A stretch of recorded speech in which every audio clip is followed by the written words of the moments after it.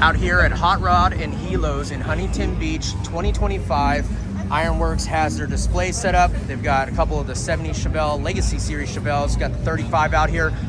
Roger. Yes, sir. You guys left and drove both the Chevelles out here at what, 3:45 this morning? 3:45 this morning in the rain, all the way.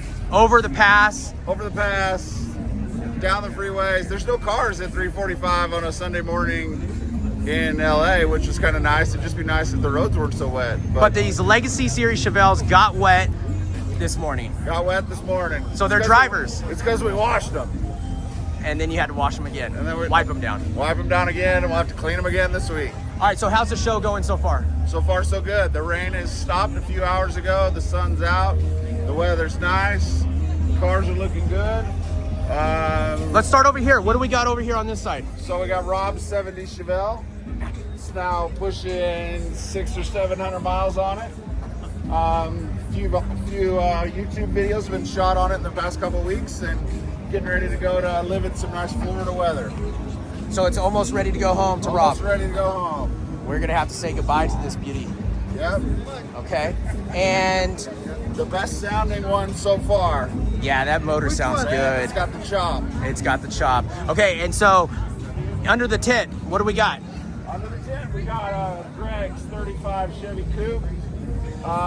Just trying to keep it dry, and which is nice now, and trying to keep people from sitting in the interior. Yeah, so I mean, I was standing here, and obviously there was a guy with a little dog, and you know, he was posing the dog in front of the car, and obviously you had to make sure the dog wasn't going to jump in it, right?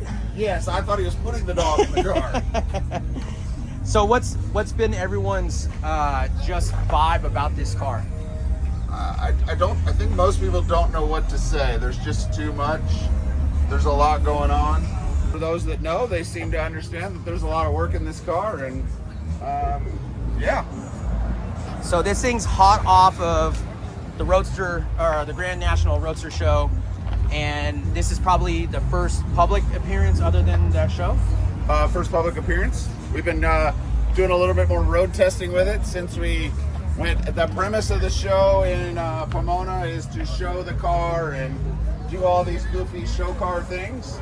And so we did all of that, and so we brought it down here. We've been starting to road test it. We got a few more photo shoots just to try and keep everything underneath really nice.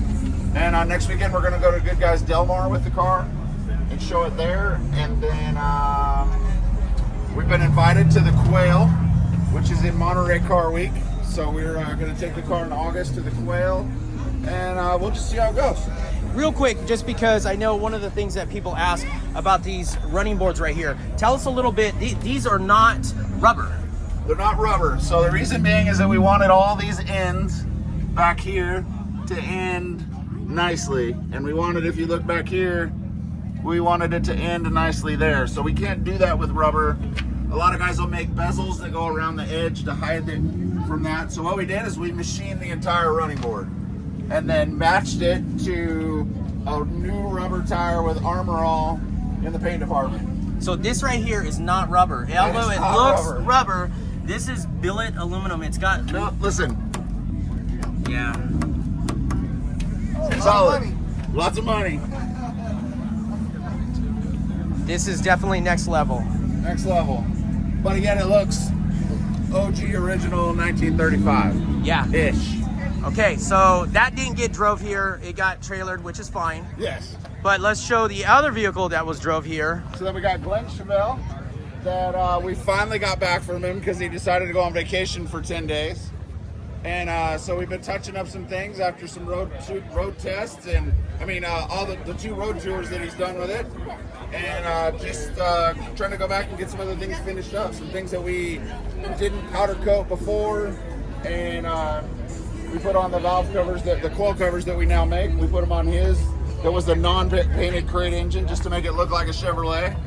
Get rid of some of the ugly coils, and just kind of touching some things up after, I think this thing's probably pushing 4,500 miles now. So we just debuted the big video, the really high-end, nice video about this car with Glenn, the interview, and there was a lot of people asking like, oh, you guys changed the rear bumper on a 70 Chevelle. What happened? But in all honesty, it was actually the opposite way around, right? Yes, we bought a 71 and made it a 70 in the front. And basically, Glenn wanted a 70, red interior, and black with white stripes. You told him it would be really hard to find that, it's hard to come by. And so this was claimed the unicorn because he did find the closest thing to it was a 71 black with white stripes, and then you guys modified the front end and the interior to be red too. I told him that if we found the patinaed black with white stripes original paint car that he wanted, it's probably the likelihood of the unicorn. Yeah. And that's where the name the unicorn came from. Well, he proved me wrong. We found one. It's just the paint fell off. Yeah, the paint just wasn't up to par. So it wasn't up to par, and then we put tape all over the car to protect it, and then we pulled the tape off and all the paint came off. Wow. So then we just had it, we had it repainted this year, got it back, and he's just been enjoying it. We did the road tour last year with it, and just been enjoying it with him and his grandkids, and getting ready to do some other touring here in May with it. You know, in the interview, he did say that he was thankful that the car actually got painted, because I think Glenn ultimately values more of a fresh paint job more than a patina. I mean, black is hard. I mean, patina is cool, but black patina is kind of hard. Black patina is hard, and some people are just more detailed around the shiny. Yeah. And so there's a point where, and I think this one's a good balance, is that it's a nice paint job, but it's not too nice. To where you're still going to drive it in the rain. You can wipe it down and it'll clean up and do that type of stuff.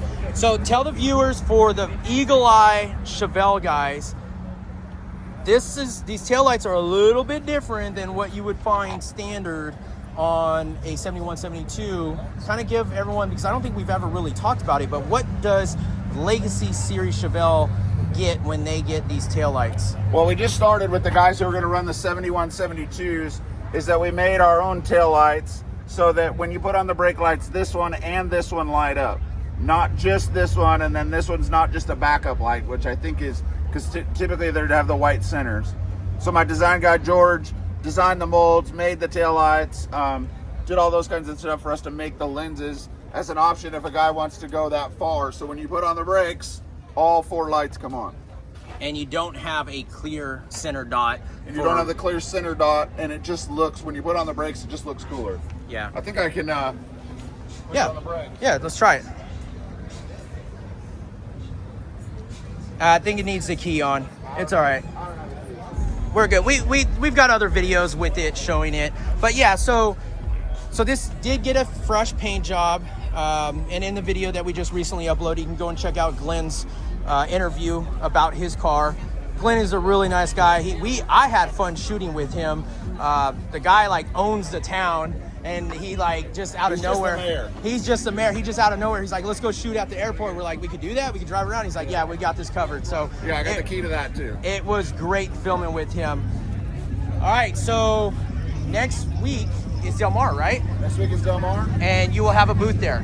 No, we're just displaying the 35 to compete for the West Coast de Elegance Award. Taking a Chevelle? I don't think so. No Chevelle. Just the way it stacks up, it's just not going to work. And that one's got to leave for Florida, and Glenn won't be back, and the other people that are going aren't eligible to drive these. And I can only drive one car at a time. Okay. Well, what do you think about this turnout? It's great. It is great. The weather's awesome. The wind is just perfect. It's just nice and cool, and there's a lot of cars here. The helicopters add a completely different vibe to the thing. It's just neat to see that people come out in force. It seems to me up in Bakersfield, if it rained, we wouldn't see people for 3 days. Okay. Well, great talking with you, Roger. Thanks for going over everything. And yeah, everyone, Hot Rod and Helos in Huntington Beach 2025. Ironworks came out, set up their display, and yeah, just lots of people checking out the cars and everything else in between. Just there's a lot of good stuff. I'll show you guys what the overall show looks like. It's right on the water. just great vibes. This morning was a little rainy, but the sun's out and everything's dry. And now we're just hanging out with all the crowd. As always, if you guys want to check out anything Ironworks, check us out on Instagram. If you have any questions, feel free to DM or email. Go to the website, there's a contact page, and you can inquire through there. As always, thanks for watching, and we'll see you guys on the next one.